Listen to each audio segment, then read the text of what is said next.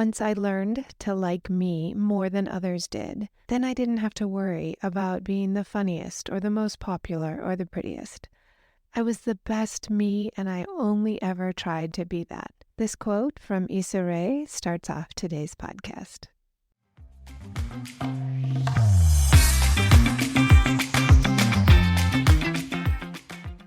Welcome to The Modern Creative Woman, exploring the art and science of creativity.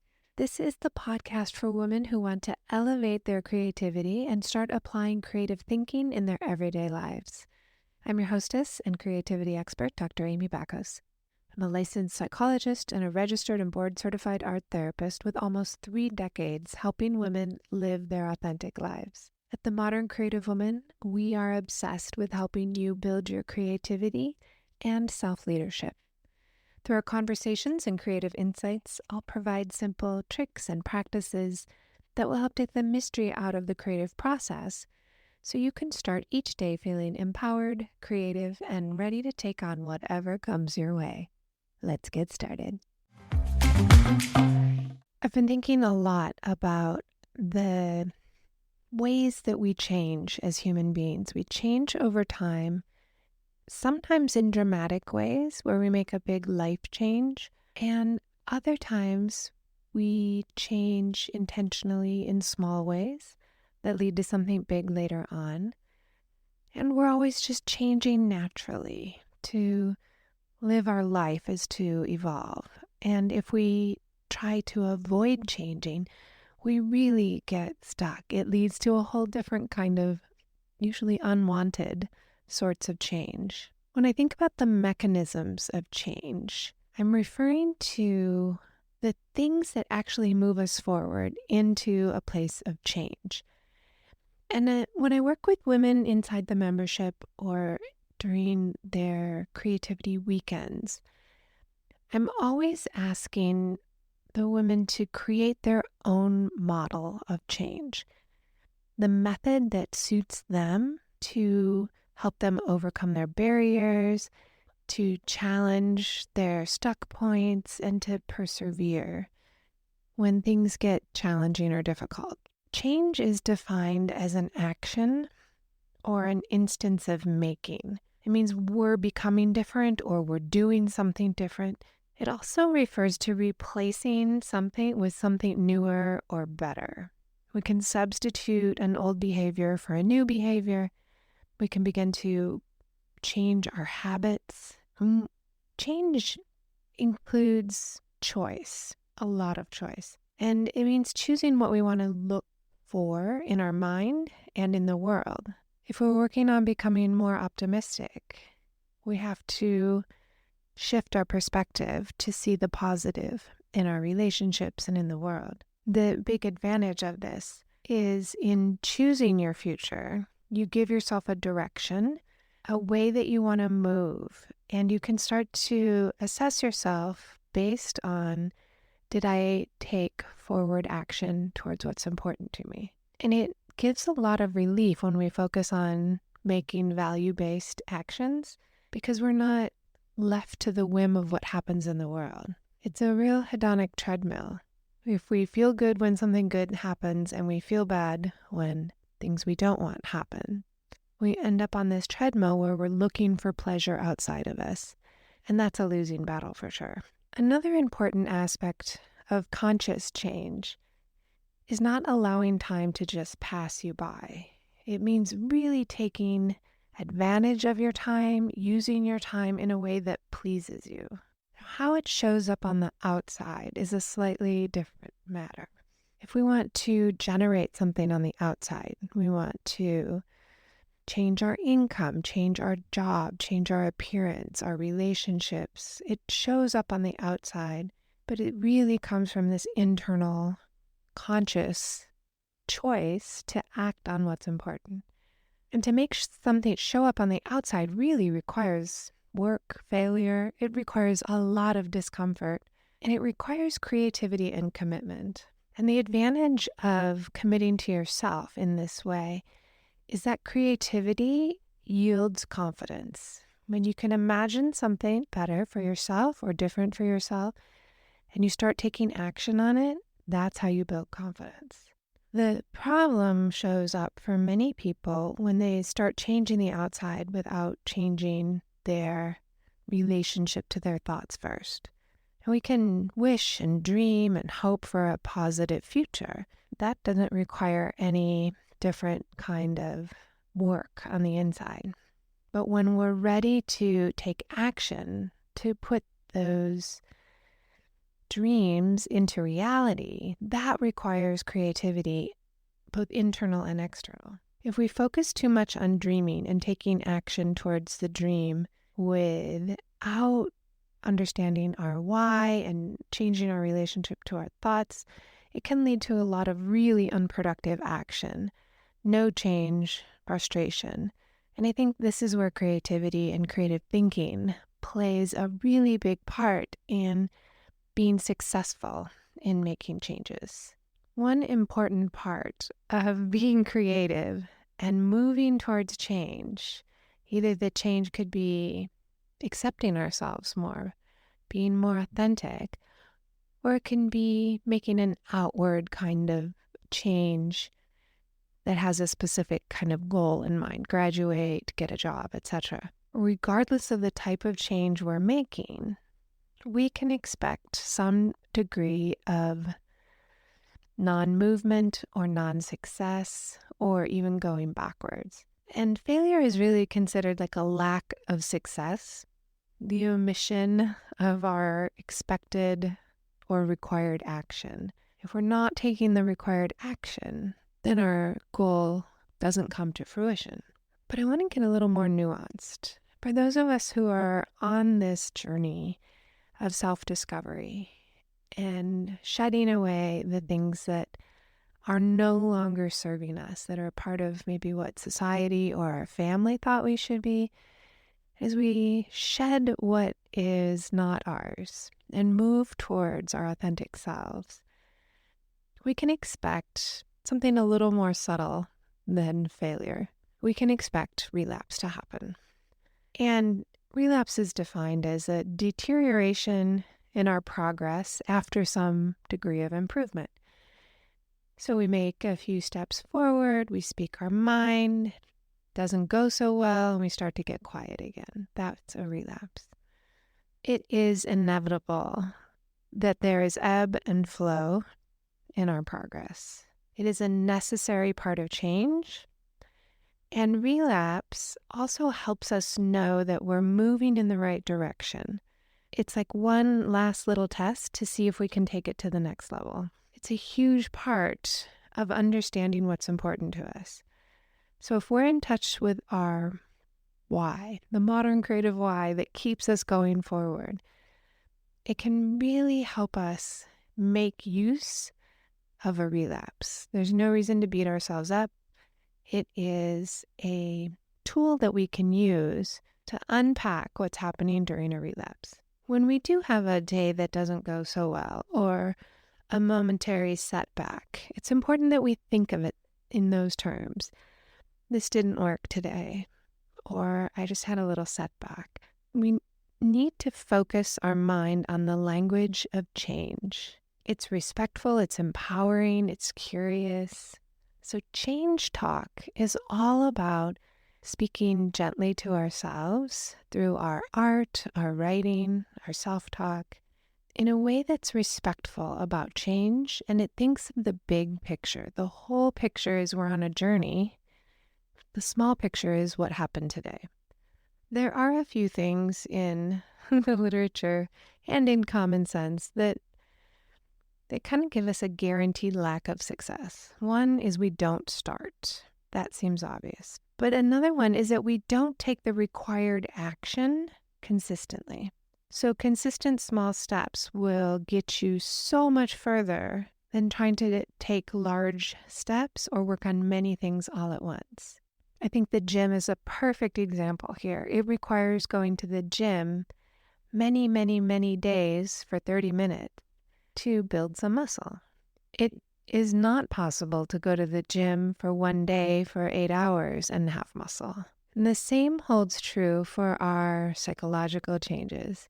The small, consistent movement yields the big results. Great big leaps tend to not stick. Another challenge that can guarantee a lack of success is trying to change too much at once. And this holds true for internal and external changes. We have to be disciplined enough to choose the one thing that we're working on and focusing on. And so many women tell me they want to change so many things and they need to change them all. And how could they choose which one they're going to start with? Well, the act of deciding is a really important internal discipline that actually helps us change. So decision making and then sticking with it makes a big difference. And finally, another thing that will guarantee our failure is quitting before we succeed or we reach a stage where we're able to maintain our progress. And there's piles of research on this, and it really relates to the valley of despair and the emotional stages of change, the trans-theoretical model of change. I've talked about all of these in other episodes. It means getting stuck in a place where we want to give up and we don't talk to ourselves in a way that allows us to keep moving forward. Now let's shift to the other side. Possible success happens when we start. So many of us have trouble starting. Remember, a rocket takes 85% of its fuel to get off the ground, and then after that, it doesn't need so much fuel. It's the same for us when we're making a change. When we take required action, one goal at a time, being consistent in our daily practice, success becomes possible. Many people fail to link their change with their why, their value, why it matters to them. And when motivation has run dry, as it always will, your why is what keeps you going. And sometimes I can't even remember why I started something. And I tell myself, I trust that this was a good idea when I started and I'm going to finish. I trust myself that I made a good enough decision that I'm going to finish. So try that next time you can't remember your why. Another action that's necessary for success is you keep going past failure or relapse. That stopping when it gets difficult or challenging or we take 3 steps back sends us a terrible message that we can't do it. So it's really important to keep going. Growing up, my mom would say, gotta get back on the horse. If you fall off a horse, you have to get right back on so you don't get scared. It's essential that you just get right back on, stick with your goal, and you quit when you decide you want to quit for a good reason, not because there was some failure. Neuropsychological research has also told us more about why we tend to stop when we have a relapse, a setback, or a failure. So do you have thoughts that are keeping you from pursuing or completing your value-based actions? And when I say value-based actions, I mean the things that are really most important to you. It might be family, friends, work, health, spirituality, nature, creativity, anything that really matters to you. If you have thoughts that are keeping you from pursuing what's important to you, this is called chatter. And chatter is essentially using words in our mind to create these thoughts and stories and really repetitive statements about ourselves and our circumstances. And this kind of self-talk chatter has been known about and understood since the 1930s. We essentially use this self-talk coming from neurons in the Broca's area of the brain. And that's the center of language and speech. If you're following along in a brain textbook, that's located in the left inferior frontal gyrus. But the brain loves chatter. And we're often seduced into believing that we think, therefore we are, or that what we think is true, because our brain is just heavily influenced by the chatter originating in the Broca's area. It just seems to overpower much of our experience.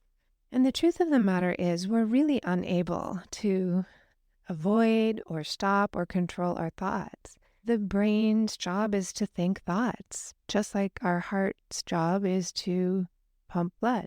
We often find ourselves trying to push away negative, unwanted thoughts and memories, and that leads to more pain and suffering. There's simply no way to push aside these uncomfortable thoughts. So what can we do, you ask? Well, about 4 decades worth of research has given us some really pretty good answers on this. And it's hopeless to try and stop or control our thoughts. So it then leaves us with the possibility of creating a new relationship with our thoughts. It's one way to prepare for unhelpful thoughts is to really cultivate a realistic and compassionate relationship with our thoughts. Essentially, we have to stop assuming that our thoughts are facts, but we can notice them and accept them without judgment, without trying to push them away. And the different relationship is about dropping the struggle with our thoughts, stop trying to control them. And I think it's then a task over time to develop this softer way of relating to ourselves. If you practice meditation, you've observed your thoughts go by. That's a mindfulness meditation, and that's really different than a guided meditation or a guided imagery. Mindfulness meditation does not try and control what you're thinking about or how you're thinking. It's simply giving yourself the time and space to reflect on your thoughts. Let them go by and you observe them. You just notice your thoughts. And once you've reached a point where you can observe your thoughts going by, oh, there's another thought about that childhood memory, or there's another thought about that problem I'm having at work. Once you reach that level of observing your thoughts, you know what to do. That's all it takes, is to have a relationship with your thoughts that is observing. We are not our thoughts. We are not the content of our thoughts. So I want to talk to you about cognitive diffusion. And I've mentioned this before. It's a core tenet of acceptance and commitment therapy, where we're able to see our thoughts just for what they are, thoughts. One neuron firing across a synapse to the next neuron and then spreading out like a wave in the brain. That's what a thought is. And when we're able to observe our thoughts instead of believe them to be true or believe that our thoughts are facts, then we've moved into this space of cognitive diffusion. I've been really focused in on acceptance and commitment therapy for the last 16 years, practicing it on myself, teaching it to my clients, and I still discover all kinds of thoughts that I thought were true, but really they're just thoughts and I was fused with them. They're not true to everyone else. They were just something I believed. Once we discover that these are beliefs and not facts, then we can decide what we want to do with them. Do we want to pursue our focus in that area, or do we want to change our relationship to that thought? Our thoughts and the corresponding feelings that come from our thoughts are really just our interpretation and our judgment. They might be thoughts about what's happening outside of us. They could be thoughts about ourselves that we assign to other people. If we're wondering what someone else is thinking about us, that's just us thinking about us. Starting to see the truth of the thoughts. A great metaphor that I use a lot is my thoughts and feelings are like the weather, but I am the sky. So imagine that for yourself. You are the sky. You're always there. But sometimes there's storm clouds. Sometimes there's fog. Sometimes rain. The weather comes and goes, but you're always there. So thoughts and feelings will change. I have 5 practical steps for you to consider when you're working on making a more gentle relationship with your thought. The first one is to be in the present moment, to make contact with the present moment. It requires a little bit of practice every single day. You can do it in just a couple of minutes in the morning. You can do it throughout your day. One simple technique is to pick up a colored pencil in each hand and just draw some circles. At the same time, both hands go up and down, draw some circles in each direction. It's a really fast way to anchor you into the present moment. The next step is observing your thoughts. It's about noticing both the content of your thoughts. Oh, I'm having thoughts about my dinner tonight. And then noticing the process of your thoughts.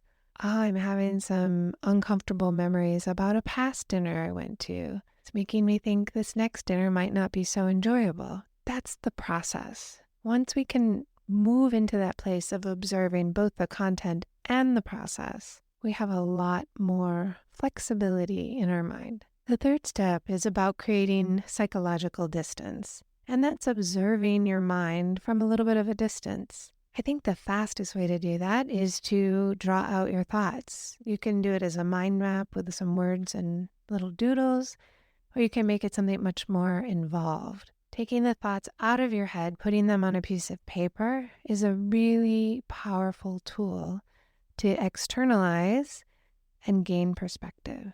Another way you can do this is ask yourself, what would your best friend think? What would a woman you admire think? What advice would she give you?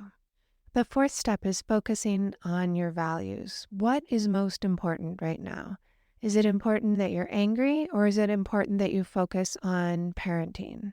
Is it important that you get somewhere as fast as possible, or is it important that you drive safely?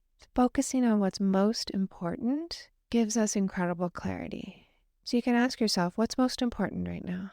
And the fifth step is making a commitment. Committed action is taking an action step, something external that you can observe or others could observe, that's in line with what's most important.